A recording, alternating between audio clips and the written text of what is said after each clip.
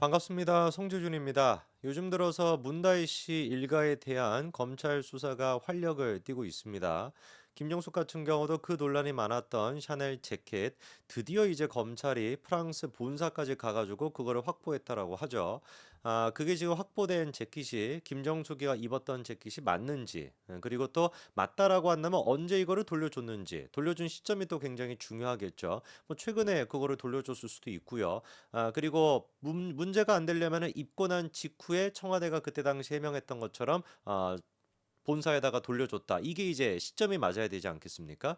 그리고 이제 그 기증이 되어 있는 재킷과 그 재킷이 다르다. 사진으로 봐서는 명백하게 다른데 정말로 다르다라고 한다면 원래 있던 재킷은 또 어디로 간 것인지 뭐 이런 부분들에 대해 가지고 조금만 시간이 지나면 포렌식이 진행 중이라고 하니까 한 2, 3주 정도만 있으면은 결과가 나오게 될 겁니다. 문재인 같은 경우는 그때 당시 그거를 정말 공개하기 싫었던 것 같아요. 그래서 정보 공개 청구 소송까지 있었음에도 불구하고 패소도 했습니다. 심지어.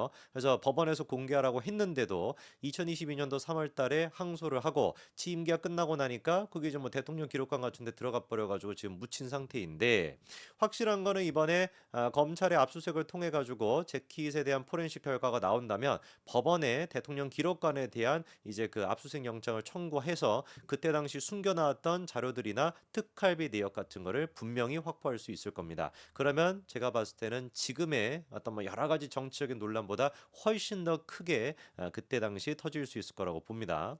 자, 이렇게 이제 그 김정숙에 대한 논란도 있고요. 그리고 또 문다에 대한 논란 같은 경우도 만만치가 않습니다. 제가 봤을 때 이 여자애가 지금 정신을 놨어요.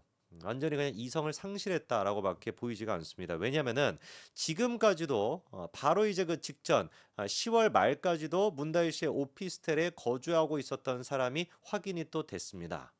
이거는 지금 말이 안 돼. 지금까지 이제 그 확인이 된 사람만 하더라도 네 사람이에요. 그러니까 불법 오피스텔이다라고 하는 문제가 제기가 된 시점부터 시작해가지고 지난 30일을 가장 최근으로 해가지고 네 차례나 지금 이제 사람이 확인이 된 겁니다.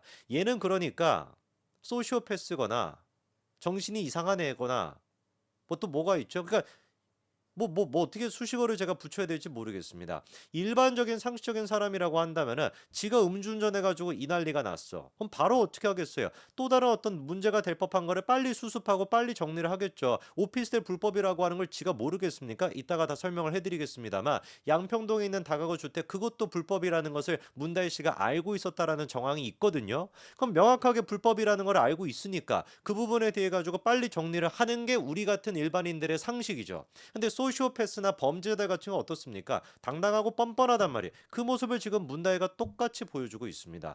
음주로 그 난리가 났음에도 불구하고 오피스텔 그 투숙객들한테 뭐라고 얘기하는 거예요? 야, 이거 취소해라. 예약 취소하십시오. 제가 돈 돌려드리겠습니다. 이게 아니라 누가 물어본다면 에어비앤비라고 하지 말고 사촌집이라고 해라.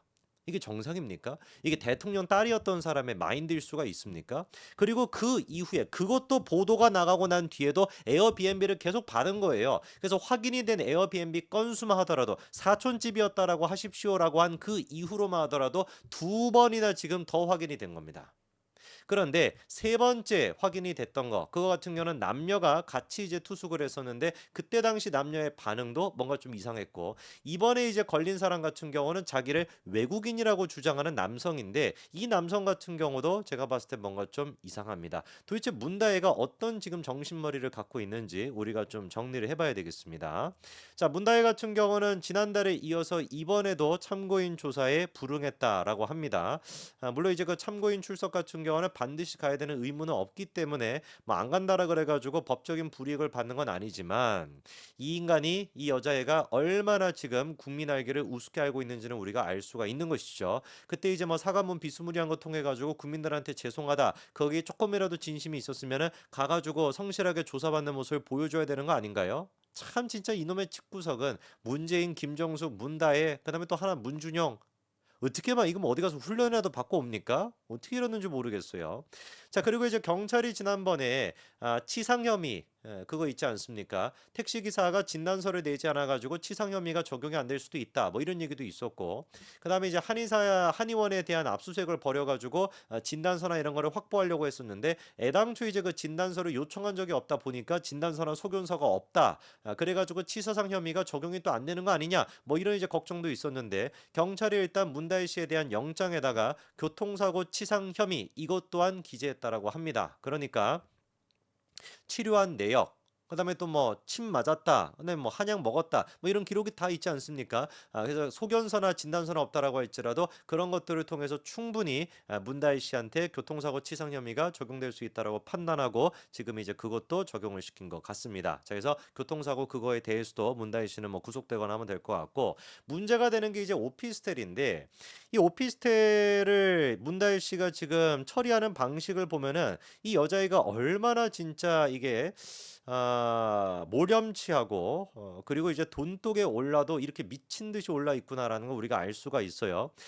지난달 이제 그 22일 같은 경우도 걸렸었습니다. 22일이라고 한다면 어떤 시점입니까? 18일 날 경찰 조사를 받으러 갔었잖아요, 문다혜가. 그럼 22일 날 걸렸다라고 하는 것은 18일 날 경찰 조사를 받고 난 뒤에도 문다혜 씨가 뭘 안 한 거예요? 에어비앤비로 이거를 손님을 받았던 걸 취소를 안 시켰다라는 뜻입니다.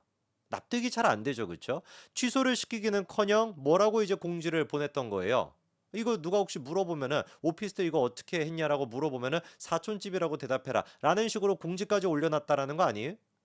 저는 이것도 좀 납득이 잘 되지 않습니다. 그리고 이제 두 번째 이 오피스텔에서 발견된 사람이 누구냐? 24일인데요.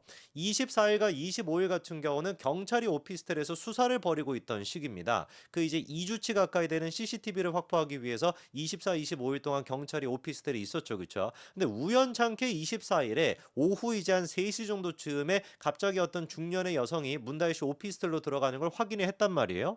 자, 그러면 보십시오. 그때 당시 3시에 들어가가지고 막 쓰레기 봉투 같은 거를 여러 가지를 막 이제 그 중년의 여성이 들고 나와서 버리고 그리고 또 몇 개는 또 가지고 갔단 말이에요. 그러면 이게 의미하는 게 뭐겠습니까? 그쵸. 오피스텔을 진짜 이제 문다희 씨가 정리를 했나 보다. 이거 워낙에 이제 막 논란이 많이 됐으니까 이제서라도 문다희 씨가 자기 지인을 통해 가지고 오피스텔을 좀 정리하나 보다 이렇게 이제 우리가 생각이 들었죠.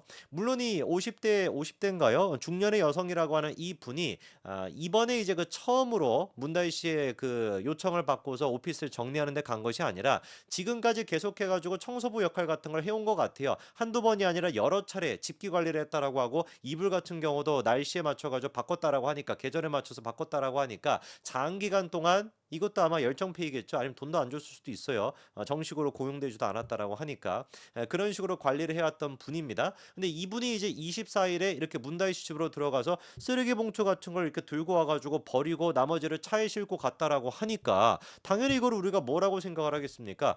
드디어 문다희가 이제 정리를 했나 보다라고 생각이 들었는데 웬걸 그게 아니었죠. 그 이후에도 두 번이나 지금 숙박객이 더 있었습니다. 자, 그러면 첫 번째 같은 경우는 아까 좀 이상하다라고 말씀드린 게 남녀가 이제 그렇게 오피스텔 안에 있었던 거예요. 기자가 이제 오피스텔 앞에서 이제 대기하고 있었는데 인기척 같은 게 조금 들려가지고 가봤더니만 어땠다라는 거예요. 남녀가 이제 그 현관문을 열고만 나타난 거죠. 자, 그런데 이 여성 같은 경우는 문다혜는 당연히 아니었고 물어봤어요. 이것도 에어비앤비 통해 가지고 예약을 한 거냐라고 물어봤더니만 남자가 뭐라고 답변했습니까? 원래부터 문다혜를 아는 사람이다 이렇게 얘기합니다. 그리고 20분 정도 있다가 오피스텔에 나서려고 했던 그 남자한테 다시 한번 이제 물어봤더니만 여기 왜 왔어요라고 물어봤더니 에어비앤비 하려고 오신 거 아니에요? 이랬더니 남자가 연락을 따로 하겠다. 모르고 왔냐라는 질문에 대해서 그렇다. 전화를 따로 드리겠다. 이렇게 얘기하는데 이게 말이 안 되는 게 무슨 말이냐면은 원래 아는 사람이라면서요, 문다희 씨가. 그렇지 않습니까? 아니 예를 들어 가지고 여러분들은 여러분 지인이 에어비앤비를 운영을 해요. 어디 아파트 같은 데에다가. 그러면 그 에어비앤비를 운영하는데 그 지인 거라는 걸 여러분 모르시겠습니까?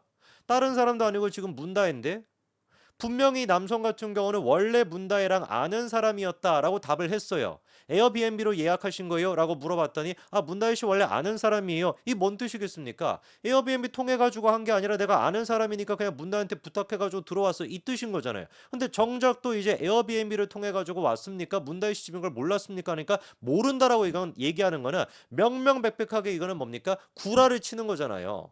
저는 그래서 이 남성에 대해 가지고 경찰이 빨리 신원을 확인한 다음에 이거 조사를 해봐야 된다. 도대체 이 남녀의 정체가 뭐냐? 이 남자애는 어떻게 해가지고 문다혜를 알고 있다라는 것이고 공유 숙박업소를 통해 가지고 예약하는 게 아니라 문다혜한테 직접적으로 얘기해가지고 예약할 수 있을 정도의 사이라고 한다면 도대체 이 사람은 뭐 하는 사람인지를 빨리 파악해야 되는 거 아닙니까?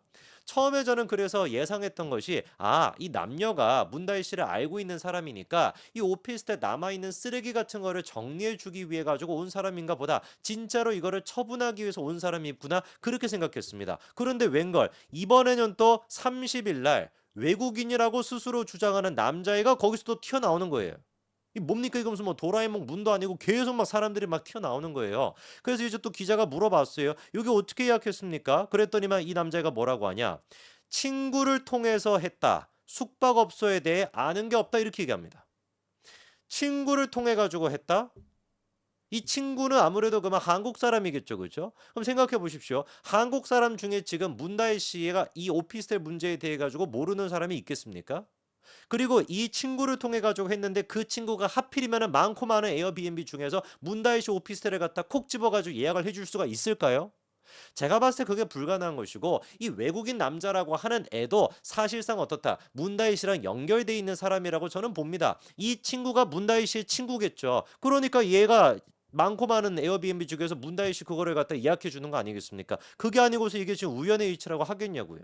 기자가 계속해가지고 질문했더니만 이 남자애 같은 경우는 어떻게 된 것인지 대답도 제대로 안 하고 그냥 뭐 나는 다른 곳에 살고 있습니다. 해외에 살고 있으면 영어 같은 걸로 막 쓰면서 그렇게 막 그냥 도망가듯이 택시 타고 가버리더라고요.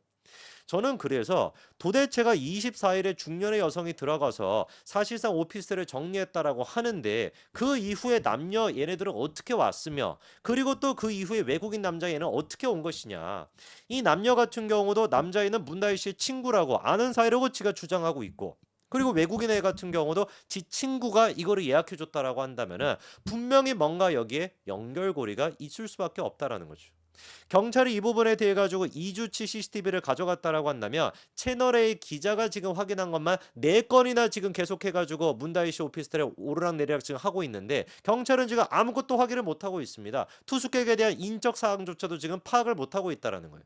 그래서 나오는 기사의 내용이 뭐냐? 구청은 손 놓고 있고 경찰은 수사를 지연하고 있다. 이러고 있으면 안 되죠.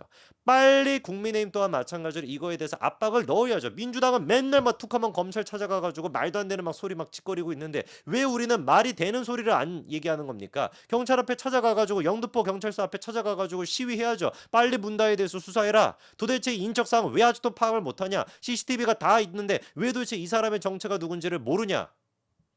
문다혜 씨의 친구나 문다혜 씨를 통해 가지고 남녀가 24일 이후에도 숙박했고 외국인 남자까지도 숙박했다라고 한다면 이거는 필히 의심되는 부분이 있습니다. 하루빨리 이 부분에 대해서 경찰이 수사를 하기 바랍니다. 여기까지 말씀드리겠습니다. 감사합니다.